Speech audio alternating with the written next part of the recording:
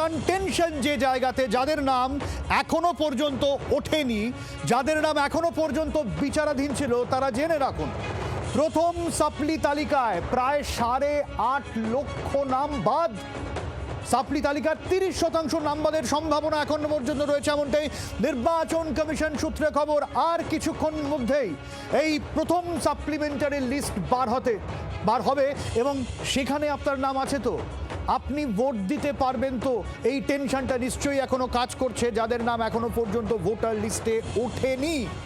প্রথম supplementary list কিছুক্ষণের মধ্যে বার হবে, অনেকে বলছেন একটু পরেই বার হবে, এবং অনেকে বলছেন যে যাদের নাম উঠে গিয়েছে যদি এখনই সার্চ করেন তাদের নাম পেয়ে যেতে পারেন, কিন্তু যাদের নাম ওঠেনি অ্যাডজুডিকেশন রয়েছে এখনো পর্যন্ত, সেটাও দেখিয়ে দেওয়া হচ্ছে।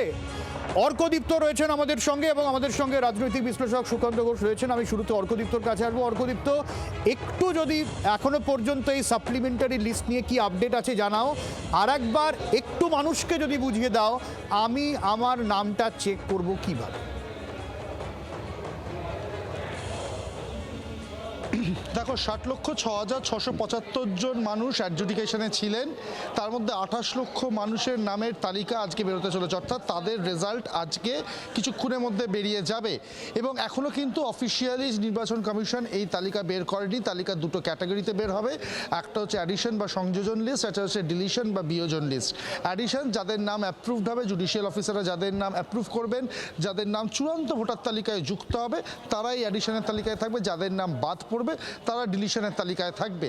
এবং যারা ডিলিশনের তালিকায় যাচ্ছেন তাদের কিন্তু রাস্তা এখনই পুরোপুরি বন্ধ নয়, তাদের কাছে অপশন খোলা থাকবে ট্রাইব্যুনালে অ্যাপিল করা। 23টি জেলাতে 19টি ট্রাইব্যুনাল গঠিত হয়েছে, সেখানে তারা অ্যাপিল করতে পারবেন উপযুক্ত নথি দিয়ে। এবার যারা দেখতে চাইছেন, মানে যারা এই 28 লক্ষ বা এই 60 লক্ষ প্রত্যেকেই যারা দেখতে চাইছেন কিভাবে তাদের নাম দেখা যাবে, চেক করা যাবে, প্রথমে আমি একটু দেখিয়ে দিই। এই যে হচ্ছে ECI net app, ECI net অ্যাপের মাধ্যমে দেখতে পারবেন। এছাড়া দুটো ওয়েবসাইট রয়েছে, অফলাইনেও দেখা যাবে, আমি সেটাও বলবো। ইসিআই নেট অ্যাপ খুললে একাধিক অপশন রয়েছে, তার মধ্যে সার্চ ইন ভোটার লিস্ট বলে একটা অপশন থাকবে, যেখানে আপনি এপিক নাম্বার বা ভোটার আইডি কার্ড নাম্বার যেটা হয় সেই নাম্বারটা দেবেন, দিয়ে সার্চ অপশনটা ক্লিক করবেন, করলে আপনার ডিটেলস খুলে যাবে। শুভসাচী, এখানে একটু ইন্টারনেট স্লো, যাই হোক খুলে গিয়েছে।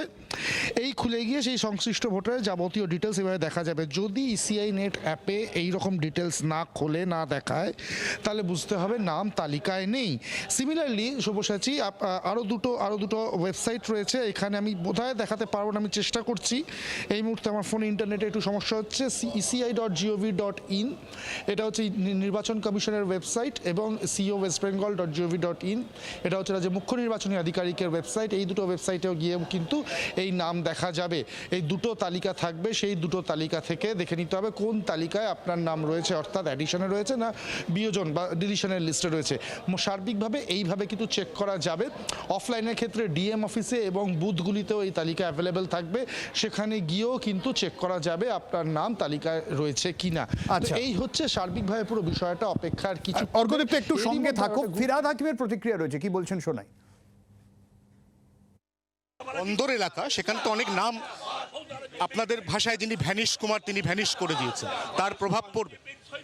আমি ওয়েট করছি এটা দেখার জন্য, আমাদের অ্যাডজুডিকেশনে কত নাম আসে, এবং নিশ্চিতভাবে বন্দর এলাকায়ও সবসময় মানুষ আমাকে আশীর্বাদ করে এসছে এবং আশীর্বাদ করবেও।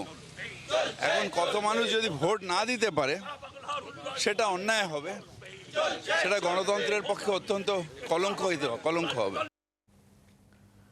সুকান্তবাবু, যদি 8.5 লক্ষ নাম এখনো পর্যন্ত যা খবর পাওয়া যাচ্ছে বাদ গিয়ে থাকে, মানে এটা তো রাজনৈতিক অভিঘাত, মারাত্মক সামাজিক অভিঘাত তো রয়েছে।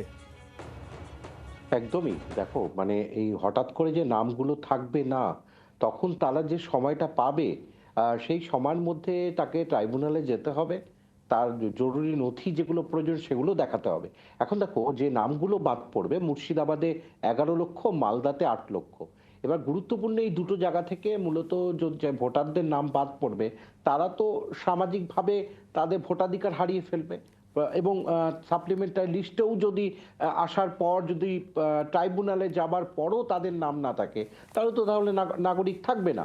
এবার দ্বিতীয় কথা যে বিভিন্ন বুথগুলোতে বা ধরো ভবানীপুর আমি ধরলাম, সেই ভবানীপুরেও তো আমরা দেখতে পেয়েছি যে মমতা বন্দ্যোপাধ্যায় 58,000 ভোটে উপনির্বাচনে জিতেছিলেন।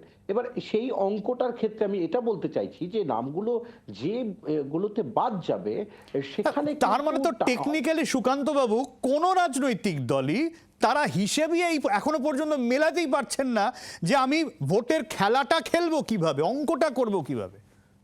একদমই, তারা তো মানে হিসেবটা এবং ব্লুপ্রিন্টও তৈরি করতে পারবে না যে এত ভোটার আমার রয়েছে, এত ভোটারের কাছে আমার যেতে হবে। এবার তারা যখন তাদের নির্বাচনী প্রচার করছেন সেখানেও তারা বুঝতে পারছেন না যে কোন ভোটাররা লিস্টে ইলেকট্রাল রোলে থাকবে বা থাকবে না। সুতরাং তারা যে এই যে একটা রাজনৈতিক কৌশল নেবার সেটাও নিতে পারছে না। সুতরাং এটা শুধুমাত্র কিন্তু মমতা বন্দ্যোপাধ্যায়ের কথা বলছি না, আমি একটা উদাহরণ দিয়েছি যে যে নামগুলো বাদ যাচ্ছে সেটা থেকে কিন্তু একটা কোনো কোনো কেন্দ্রে হতে পারে যে একটা নেক টু নেক ফাইট হতে পারে, কোনো কোনো কেন্দ্রে কোনো ফাইট নাও হতে পারে, ঠিক, ঠিক। এরকমও হতে পারে। কারণ আমি এটাই বোঝাতে চাইছি সব্যসাচী।